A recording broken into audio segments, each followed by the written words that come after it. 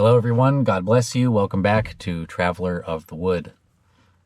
I wanted to make a video today weighing in a little bit on the recent noticings, you could say, that many people have been having about Jordan Peterson. I've watched a lot of videos recently of people, weighing in on the recent Jordan Peterson interview he had with Joe Rogan. And I watched as much of it as I could. I couldn't watch some of it just because it's hard. It's hard for me to watch Jordan Peterson now. And there's a lot of reasons for this, and I'm hopefully going to get into that a little bit. But all of these videos of people talking about Jordan Peterson, they all have kind of a similar caveat at the beginning. And I think that's very interesting because I also am going to have a caveat that says something similar, but not exactly the same. So the caveat, well, first I guess I should give you a brief story about my introduction to Jordan Peterson because it had a lot to do with where I am now as a person. I caught wind of Jordan Peterson a little earlier than most people did in that kind of 2016, 2017 range where he started getting famous for being more outspoken about certain things. But I was very interested in psychology during that time and was kind of going through some troubles in my life and had come across a few of his videos, like his classroom lectures, and watched a few and really found them insightful. But then I kind of forgot about him for a while. But in 2015, I went through, you could call it a traumatic experience, but it was a breakup. It was a very bad breakup with a woman. And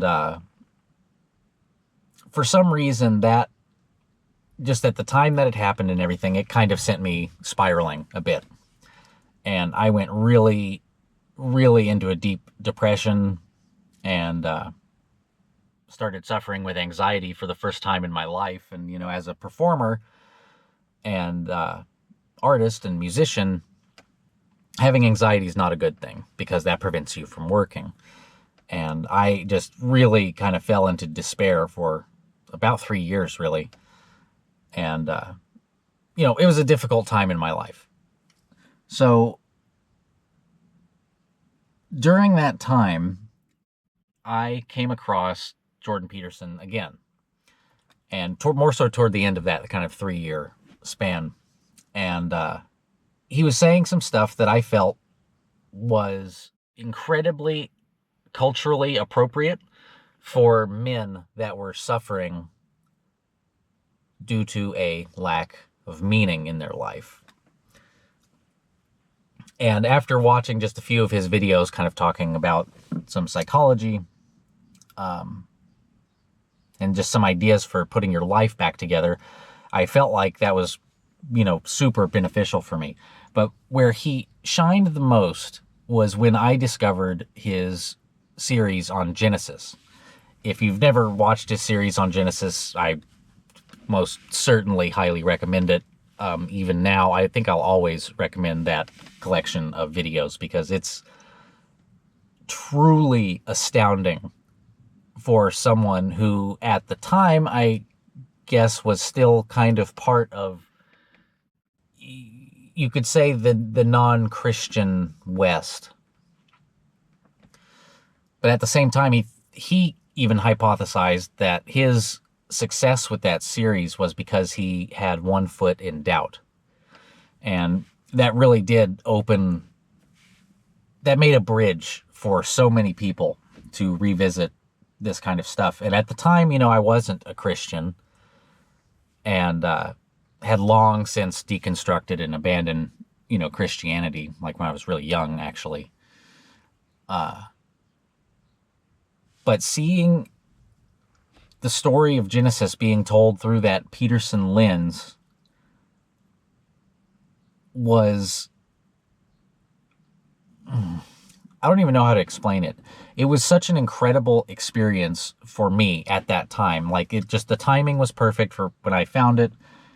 And it blew my mind completely seeing it. And it allowed me to revisit the Bible with a different, you could say, framing, or a different whole philosophical framework, to kind of re-examine the biblical stories.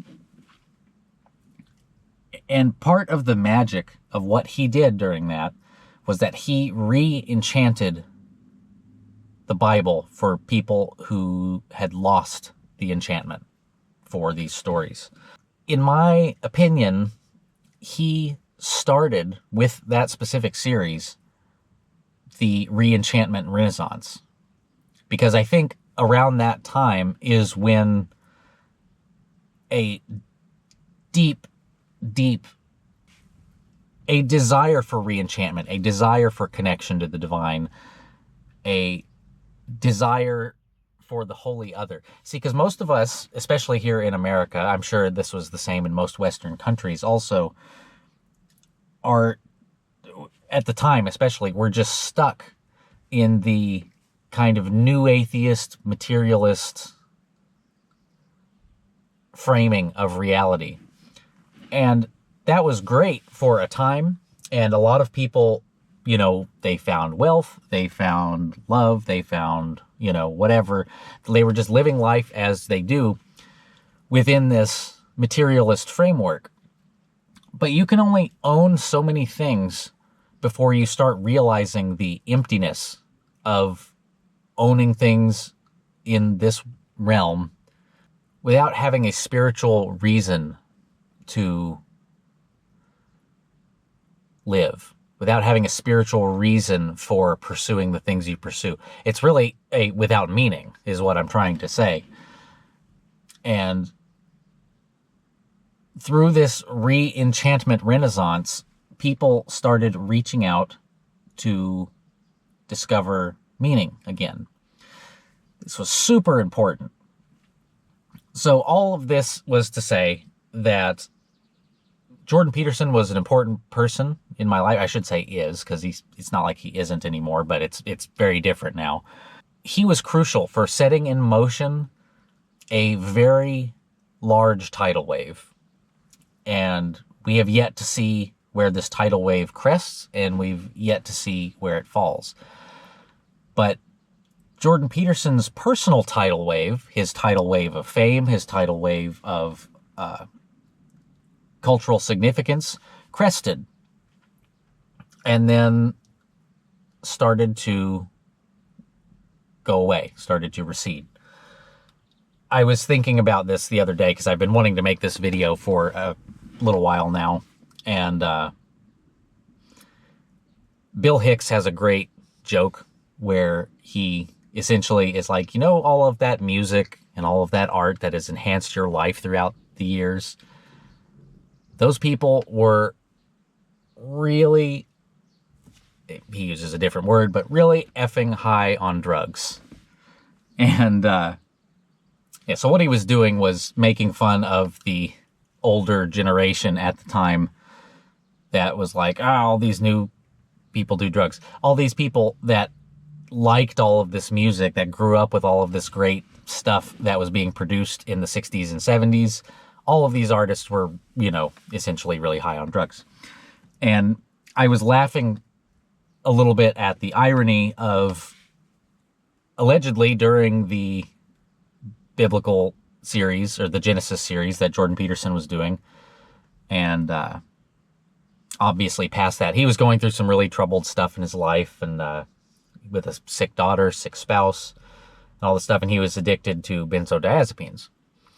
Well, if the Genesis series is what Jordan Peterson looks like when he's addicted to benzodiazepines, he was so on fire during that it's ironic. It's ironic that was the era where he was the most on fire. And of course, he gets really sick. He has to go to Russia and, get treatment to get off of benzos. And when he comes back, he's different. I don't want to get too conspiratorial about the whole thing because I don't know. I honestly don't know what happened. But I know he did go through some very difficult times getting off of benzos. And he comes back and he's different. His tone is different about a lot of things. And it just makes me wonder what exactly happened. Then he signs on with the Daily Wire, and then we just see this just immediate crash and burn of what he was versus what he is after this moment. And could it have been money that got to him? Could it have been handlers that got a hold of him? You know, could have been a mixture. It probably was a mixture, in my opinion. But he went from being a person who was vehemently and adamantly for free speech and conversation and the ability to talk about things in order to work through them, which any normal, rational person should feel that way, because that's how you figure stuff out, is by talking about it, especially with others. And to see him now suggest to Joe Rogan, especially, that essentially what he was saying is Joe Rogan shouldn't have people on his channel that are critical of Jews or Israel. And with his connection with the Daily Wire and all this stuff, I mean, it's too obvious of a thing not to mention. Like, there's obviously some sort of handling going on, because Jordan Peterson was, with his tract that he was on track to start such a massive pattern recognition among everybody, especially men in the West, that people probably saw him as incredibly dangerous because of that. And he had to be stopped.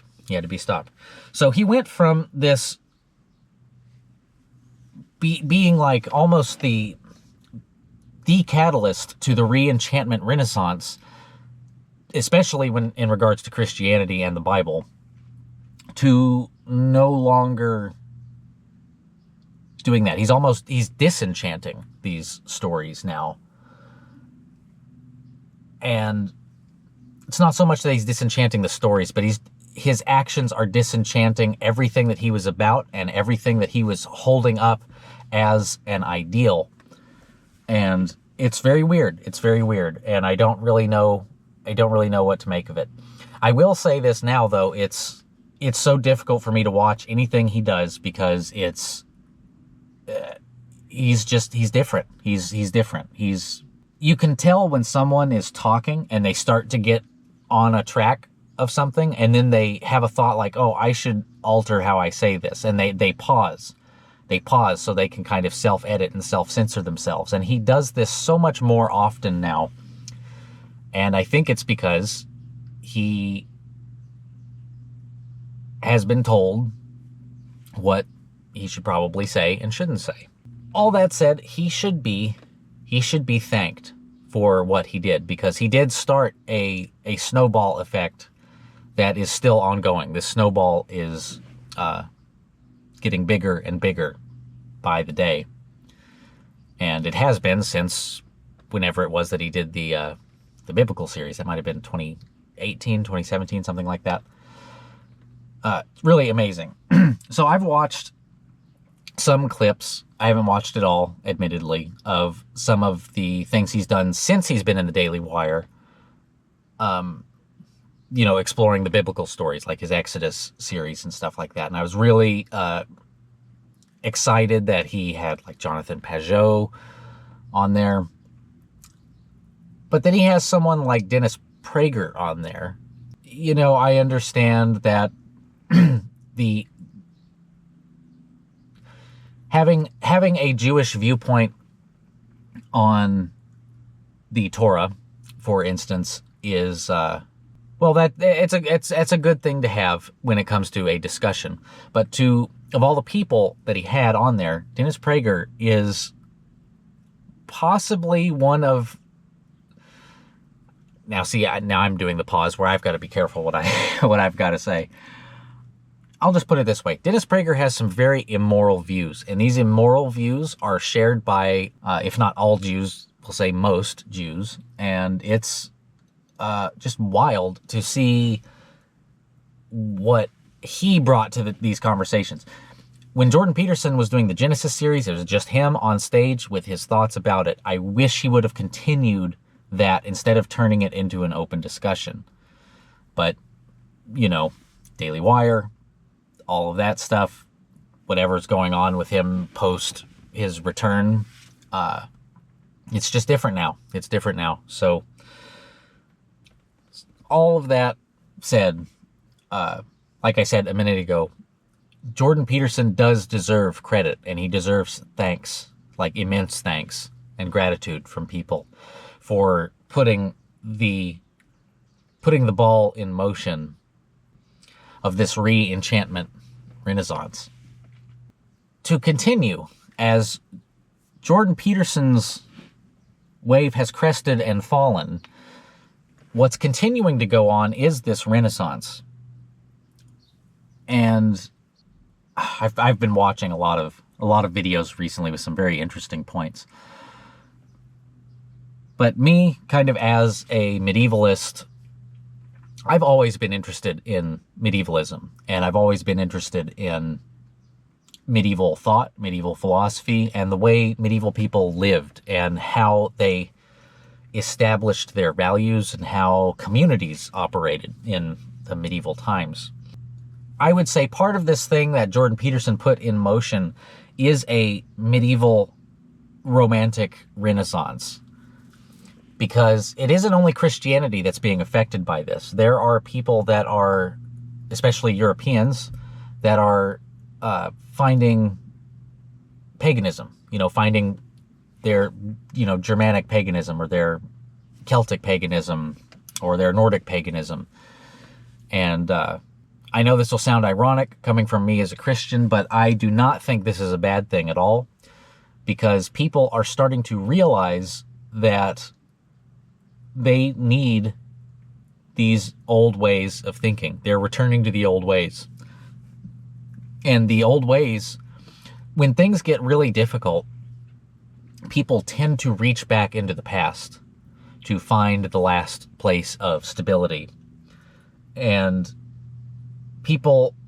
it started kind of in the trad movement with people reaching back to the 1950s going, oh man, this is where everything was stable and nice. And it's like, well, that wasn't quite it. There was a lot of great things about that era, like one-income households being able to afford a car and a mortgage and all of this stuff that should just be commonplace, but it isn't. That's a story for another day. But the 50s weren't perfect by any means. And, we can talk about gender roles and how important gender roles actually are. Because I'm, a fairly traditional person, I agree that gender roles are very important. But gender roles in the medieval sense are very different than what gender roles were in the 1950s. So these trad people started to reach back into the 50s and go, oh, this is where the stability was. Then it went back a little further, like, oh man, it was really, Victorian era was very ideal. And then people realized that the Industrial Revolution was actually the catalyst for everything going south. So pre-Industrial Revolution is where you had a type of community stability that has not been achieved since then. And I think that if you go back even further, the Renaissance, a lot of people reach to the Renaissance and say that was, the Enlightenment, the scientific discoveries, all this stuff. That was all great and all very important. But even then, that changed the way everything worked. If you wanted true community, or if you want to reach back into the past and find true community, true value systems, true social cohesion, you find that in the medieval times. And I know there's going to be people that will argue against that, but I'm not saying that the medieval times were perfect. I'm not saying that there wasn't wars and bad kings and all sorts of stuff. There's always all sorts of bad stuff, though. That's the whole thing about this reality, is that you cannot get away from our fallen nature. Having unity and cohesion with your neighbor, with your village, with your community is the most important part of humanness that exists. And in modernity, that has been completely eliminated. It's been completely stripped away. And I think that, just to tie all this back around, Jordan Peterson starting this ball rolling into the necessity for re-enchantment. And that's a very simple word to use, and I use the word enchantment a little differently than everyone else, and I'm working on lots of videos right now, and one of them is going to be talking about that. Enchantment is a precursor to seeking out the divine, because in order to experience enchantment and let it actually affect your life, you have to be open to what I call the 3 M's, which are the mystical, the magical, and the miraculous. And if you aren't open to the 3 M's, or if you have no sense of actual magic in this realm, you are going to find yourself very lost and very unimpressed with things that are enchanting, honestly. So I'm getting way off topic now, but all of this was to say that Jordan Peterson started this ball. He should be thanked for it.